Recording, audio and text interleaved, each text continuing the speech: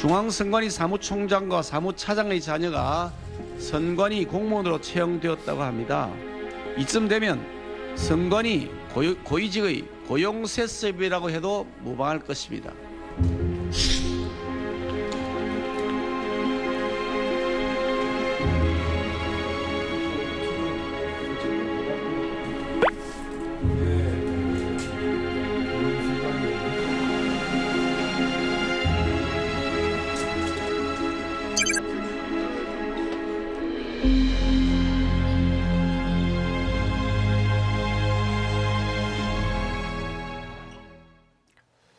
네, 요즘 청년들이 가장 중요하게 생각하는 가치 뭘까요? 아마 공정일 겁니다. 공정이 무너질 때 어느 때보다 분노가 끓어오르죠. 그런데 어떤 정부기관보다 공정의 가치가 더 중요한 선거관리위원회에서 이른바 아빠 찬스로 불리는 자녀 특혜 논란이 불거졌습니다. 장혜미 변호사와 관련 내용 세밀하게 짚어보겠습니다. 변호사님 어서 오세요. 네, 안녕하세요. 네, 어제 선관위원장의 이제 쇄신안 발표가 있었고 네. 또 감사원이 선관위 특혜 채용 의혹과 관련해서 감사에 착수한다고 했습니다. 자, 그런데 선관위가 감사원 감사에 대해서 사실상 거부 입장을 밝혔습니다. 이건 그렇습니다. 어떻게 봐야 됩니까? 사실 선관위를 상대로 감사원에서 하겠다는 감찰은 직무 감찰입니다. 네. 이 감사원이 할 수 있는 행위는 두 가지로 좀 나눠볼 수가 있는데요. 회계 검사가 있고 직무 감찰이 있는데 선관위 입장은 회계 검사에 대해서는 우리가 정기적으로 응하고 있기도 하고 그것이 대상이라는 점에 대해서는 부인하지 않는다. 다만 이 직무 감찰과 관련해서는 감사원이 선관위 내부 사정을 들여다볼 법적 근거가 없다라는 취지로 주장을 네. 하고 있는 것입니다. 그렇게 하면서 내세우는 근거는 국가공무원법 17조를 보면요. 선관위는 헌법기관입니다. 그 선거 사무를 관할하기 때문에 중립성이 보장돼야 되고 감사원의 감사가 사실 제약되는 부분이 있는 것도 사실입니다. 지금 말씀드린 17조 같은 경우에도 선관위 소속 공무원 인사 사무에 대한 감사는 선관위 사무총장이 하게 돼 있거든요. 이런 규정을 들어서 직무감찰에 대해서는 우리가 수용하기가 어렵다. 다만 수사나 국정조사 등에는 응할 취지가 있다라는 뜻을 밝힌 상황입니다. 그럼 선관위의 감사원 감사 거부 입장은 법률적으로 맞는 겁니까, 그게? 사실 지금도 말씀드렸지만 통상적으로 감찰권에 그렇다면 감사권의 주체가 사무총장으로 돼 있어요. 네. 그런데 지금 이 여러 비위 사실이 드러나는 걸 보면서 이 사무총장도 같이 이 혐의 선상에 올라가 있는 본인이 상황이거든요. 바로 혐의자 아닙니까? 그렇습니다. 그렇기 때문에 감사원 측에서는 이런 부분과 관련해서 감사를 받지 않는다라고 하면 좋지 않은 선례를 남길 수밖에 없다라고 하고 있고요. 다만 선관위에서는 이런 직무와 관련된 부분에 대해서까지 감사를 한번 허용하게 되면 나중에는 뭐 부정선거 등등에 대해서도 네. 사실상 감사원이 개입할 수 있는 근거로 작용하지 않겠느냐 이런 부분을 우려하고 있습니다. 네, 저 선관위가 지금 감사원 감사를 거부한 게 처음이 아니죠. 그렇습니다. 지난 대선 당시에 이 대통령 선거 사전 투표 코로나 확진자들이 투표하는 과정에서 이른바 소쿠리 투표 논란이 일지 않았습니까? 봉인된 투표함에다가 이 투표를 한 게 아니고 소쿠리에다 담아서 막 이렇게 허술하게 한 거에 대해서 유권자들이 항의를 했었고, 자 거기에 대해서 감사원이 감사를 하겠다 했는데도 그때도 자료 제출을 거부했었죠. 네, 불발됐습니다. 네. 사실상 감사원이 그 당시에도 직무감찰을 할 필요성이 있다라고 했지만 우리는 직무감찰 대상도 아니고 그 법적 근거도 미비하다라는 이유로 거부를 했고요. 실질적으로 어떤 협조를 받거나 감사에 착수하지는 못한 채로 결론이 났었습니다. 네, 일단 선관위는 내일 오전에 대책회의를 열고 감사원 감사에 대해서 명확한 입장을 정리한다고 했습니다. 하지만 여당은 아주 강하게 비판했는데요. 김기현 대표 얘기 듣고 가겠습니다. 뭐 황당히 짝이 없는 얘기네요. 선거 관리와 관련된 고유의 업무라면 정치적 중립성이나 독립성 같은 것을 존중해야 마땅하겠지만, 아니 그게 고용 세습과 같은 이런 일반 행정 사무에 대해서도 선관위는 자기 마음대로 헌법 위에 존재하는 기관인 것처럼 군림한다면 그건 용납되지 않는 일 아니겠습니까? 네, 국민권익위원회도 오늘 오전에 갑자기 기자회견을 열었습니다. 전담 조사반을 구성해서 선관위나 감사원과 별도로 조사를 진행하겠다고 밝혔습니다. 부패방지 총괄기구인 국민권익위원회는 선거관리위원회의 직원의 자녀 특혜 채용에 대한 국민적 의혹을 해소하기 위해 채용 비리 조사 경험이 많은 전문 인력으로 구성된 채용비리 전담조사단을 구성하여 선거관리위원회 채용비리 의혹 관련 전수조사를 실시하겠습니다. 왜냐하면 꼭 그 국민권익위에서 바라보는 것은 범죄 유무만 바라보는 것은 아닙니다. 폭넓게 바라볼 수 있고 채용 실태에 대해서 전반적인 조사가 가능합니다. 그렇기 때문에 꼭 이미 무혐의 났다고 해서 제외되거나 이러지는 않습니다. 앞에 우리 위원장께서 선관위가 발표하기 전에 공동조사나 단독조사, 합동조사 여러 가지 이야기를 좀 하시면서 아마 그런 것이 오해가 있었고 좀 혼선을 빚었던 것 같은데 저희는 국민권익위법에 의해서 실태 조사건에 따라서 단독으로 조사를 하는 것입니다. 네, 선관위는 국민권익위 조사는 받아들이기로 한 거죠. 이건 그렇습니다. 안 받아들일 방법이 없는 겁니까? 그렇습니다. 왜냐하면 권익위의 어떤 목적과 기능은 부패방지법에 좀 구체적으로 기재가 돼 있는데요. 지금 들으신 것처럼 부패방지 총괄 기구 성격이 있습니다. 네. 그렇기 때문에 공무원의 부패 행위를 규제하는 데 있어서 직무 관련 직권 남용이 있었는지, 권한에 어떤 오남용이 있었는지를 권익위가 사실상 들여다볼 수 있는 여지가 있기 때문에 이조차 거부할 수 있는 근거는 사실상 없어서 수용하기로 한 것 같고요. 그 권익위 같은 경우에는 채용비리 통합신고센터를 원래 상설적으로 운영을 하고 있습니다. 이 센터를 중심으로 단독 조사를 시행할 것으로 보이는 자, 상황입니다. 권익위 조사는 그러면 이 감사원이나 수사기관 수사와는 좀 다른 방향으로 진행되는 겁니까? 아무래도 이 범죄 혐의라는 건 굉장히 좀 좁을 수밖에 없습니다. 그렇지만 그 이외에 어떤 권한 남용이라고 지칭할 수 있을 만한 행위가 있었다면 이 권익위 차원에서 징계나 어떤 그 권고 조치를 내릴 수 있기 때문에 이 형사 사항보다는 좀 더 폭넓게 들여다볼 것 같습니다. 네, 권익위 조사가 지금 경찰이 무혐의로 결론 내렸던 김세환 전 사무총장 자녀의 특혜 채용 문제도 살펴본다는 입장인 거죠? 그렇습니다. 1월 달에 무혐의가 나왔었는데요. 아버지가 선관위의 2인자일 때 네. 경력직으로 이 자녀가 채용이 됐던 건입니다. 그렇기 때문에 이 부분 직권남용 혐의로 고발 조치됐었지만 무혐의 났지만 퇴직 공무원이라는 이유로 면죄부를 준 거 아니냐라는 비판이 나오자 이 부분 다시 선상에 올리기로 한 겁니다. 네, 선관위가 이제 권익위 또 감사원은 뭐 거부를 했습니다만 경찰 수사는 이제 받겠다고 했고 자, 여러 기관의 복합 조사를 받게 된 입장인데 이에 앞서서 어제 쇄신안을 발표를 했잖아요. 네. 선관위 위원장이 어떤 내용입니까? 일단 선관위의 새 신안은 가장 크게는 이 채용, 특히나 이번에 문제가 된 건 경력직 채용이었습니다. 이 부분과 관련해서 아예 경력직 채용 절차를 폐지하거나 아니면 대대적으로 개선하겠다는 안을 내놨는데요. 일단 이 채용을 하더라도 외부 인사를 통해서 이 면접위원을 100% 구성하도록 하겠다. 그리고 사무총장이라는 직은 선관위의 사실상 1인자입니다. 대법관이 선관위원장을 맡고 있긴 하지만 현직 대법관이라는 한계 때문에 이 개개적인 사무에 대해서는 직접적으로 알기가 어려운 사정이 있습니다. 그 부분과 관련해서 88년도 이후에 사무총장은 내부 승진 시스템을 거쳐서 채용해왔지만 이 부분에 대해서도 손질하기로 했습니다. 네, 어제 자체 조사 결과도 나왔죠. 그렇습니다. 네. 이 부분과 관련해서는요. 사실 종전에도 문제가 됐던 인사들이 있었는데 추가로 더 혐의가 드러난 부분이 있는 겁니다. 화면에 지금 나오고 있습니다. 박찬진 사무총장 딸 같은 경우에는요. 실제로 면접표에 이 전남 선관위 경력직으로 채용이 됐는데 채점란이 공란으로 돼 있었다는 겁니다.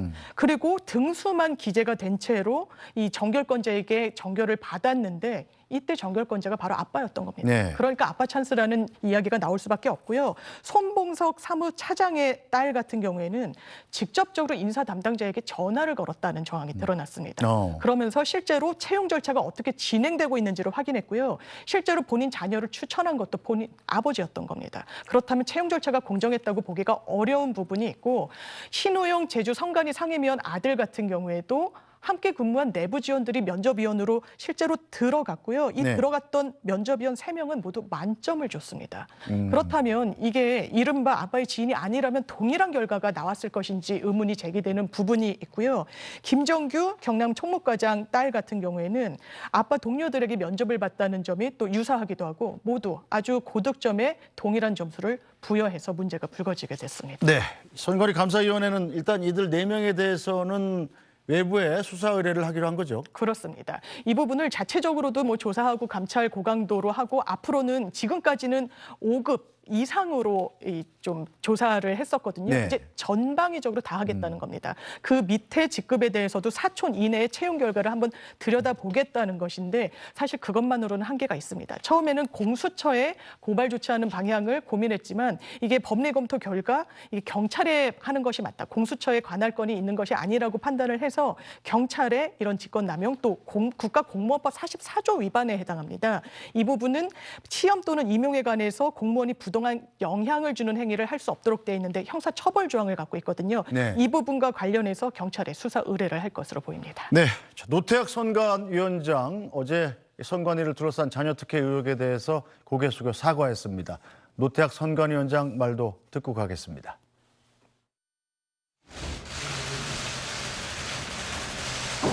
누구보다도 공정해야 할 선거관리위원회가 최근 미흡한 정보보안 관리와 고위직 간부들의 자녀 특혜, 부정승진 문제 등으로 큰 실망을 드렸습니다. 참담한 마음과 함께 무한한 책임감을 느낍니다. 중앙선거관리위원장으로서 진심으로 송구하다는 말씀을 드립니다. 저는 중앙선거관리위원장으로서 그 신뢰를 회복하기 위하여 다음 4가지를 하겠습니다. 감사 결과 다 밝히지 못한 의혹 해소를 위해 수사 의뢰하겠습니다. 외부기관과 합동으로 전 현직 직원의 친족 관계 전반에 대한 전수조사를 실시하겠습니다. 사무총장직을 내부뿐만 아니라 외부에도 개방하여 위원장으로서 책임지고 인사 제도를 개혁하면서 정치적 중립성을 확실히 지킬 수 있는 분을 찾겠습니다. 내부 비리에 대한 상시 감시와 견제를 위하여 외부 인사를 중심으로 하는 감사위원회를 도입하겠습니다.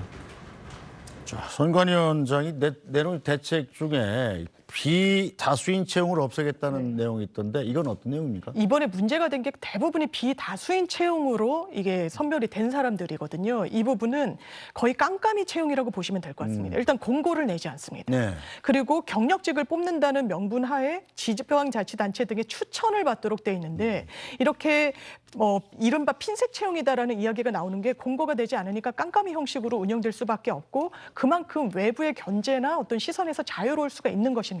더더군다나 중앙선관위에서 이 부분을 통할하는 것이 아니라 각급의 지역선관위에서 또 이 채용 절차를 진행하다 보니 뭔가 이런 아빠 찬스, 자녀 찬스를 활용하게 되는 또 악용하게 되는 계기가 됐다라는 비난이 나오고 있습니다. 네, 이 외에도 뭐 사무총장직을 외부에도 개방하겠다.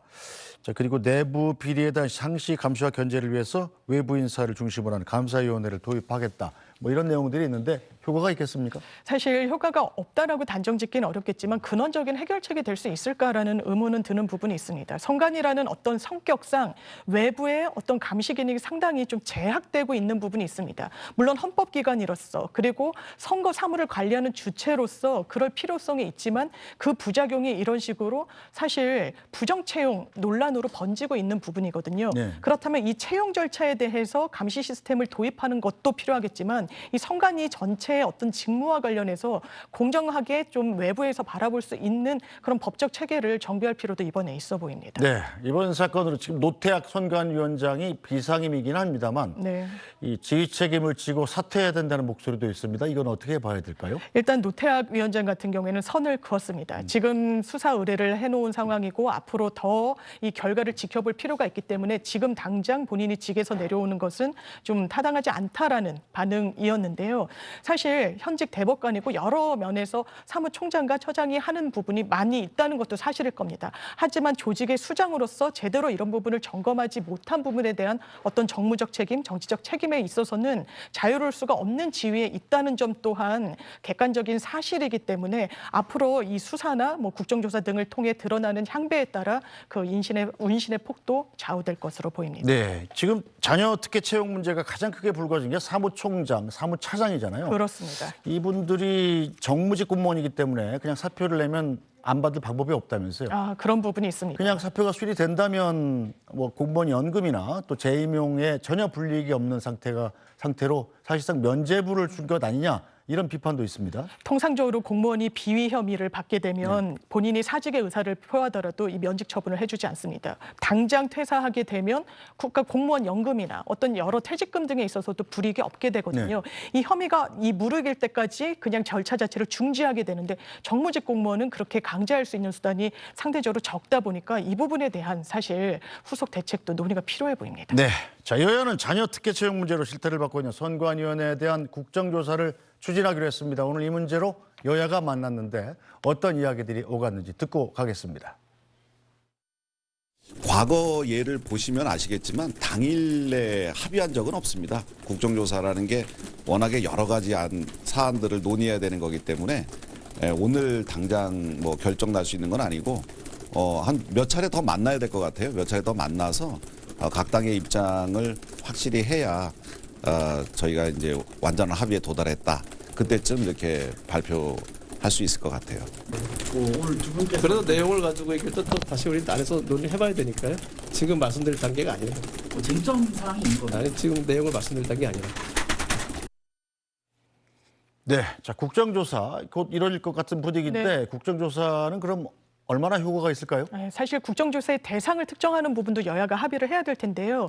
이번에 채용 비리와 관련해서도 들여다봐야 되겠지만 이 북한 해킹 우려 어떤 목소리도 상당히 많이 선관위를 향해서 제기됐던 부분이 있었던 것도 사실입니다. 그래서 아마 채용 절차와 북한 해킹에 대한 불감증 문제를 같이 다루지 않겠냐는 부분이 논의가 진행되고 있다고 보도가 나오고 있고 다만 국정조사라는 건 항상 그 한계라는 게 강제 수사권, 강제 조사권은 제한이 있을 수밖에 없습니다. 네. 국회 차원에서 뭐 증인으로 불러서 이 의견 청취를 하고 증언을 들을 수 있는 그런 과정이기는 하지만 정말 수사기관처럼 뭔가 강제 수사권을 단행할 수 있는 절차는 아니다 보니까 실체적 사실에는 접근하기 좀 제약이 있는 것도 사실이어서 국정조사가 이뤄지더라도 수사와 투트랙으로 이 실체에 접근해야 될 것으로 보입니다. 네, 선관위가 헌법상 독립기관이 된 게 올해로 벌써 60년이 됐더라고요. 그렇습니다. 이 선거와 관련된 정말 강력한 권한을 갖고 있는 독립기관인데 왜 이런 일이 생겼다. 그리고 이 처음이 아니지 않습니까? 그렇습니다. 지난번에도 있었단 말이에요. 네. 사실상 고질화된 셈인데 이런 문제가 생기게 된 근본적인 원인이 뭐라고 보십니까? 헌법기관의 독립성을 좀 지켜준다는 미명하에 뭔가 감시의 눈에서 그 그늘에 있었던 부분이 분명히 있었던 것 같습니다. 선거 사무 상당히 민주주의에서 중요합니다. 함부로 부정투표다, 선거가 오염됐다라고 해서 외부에서 들여다보는 건 민주주의에 해가 될 수 있는 부분이 있는 것도 사실입니다. 그렇기 때문에 선관위의 어떤 권한과 권능은 지속적으로 늘어나는 방향으로 제도가 개편돼 왔지만 거기에 반해서 그렇다면 선관위가 내부 비위가 있을 때 이 부분을 외부에서 어떻게 감시 장치를 가져갈지에 대해서는 상당히 제약이 있었던 것도 사실이기 때문에 이 두 부분의 보조를 맞추는 게 이번 사태를 통해서 드러났다라고 보시면 될 것 같습니다. 네, 자 이번 사태를 계기로 선관위가 이런 불공정한 관행을 뿌리 뽑는 계기가 됐으면 좋겠습니다. 장윤미 변호사였습니다. 고맙습니다. 네, 감사합니다. 안녕하십니까, 편사옥입니다. 더 많은 뉴스와 라이브 이벤트를 보고 싶으시면 화면 오른쪽을 눌러서 구독해 보시기 바랍니다. 또 저희 SBS 앱을 다운로드하시면 속보 알림도 받아보실 수 있습니다. 항상 저희 SBS 뉴스를 시청해 주셔서 대단히 고맙습니다.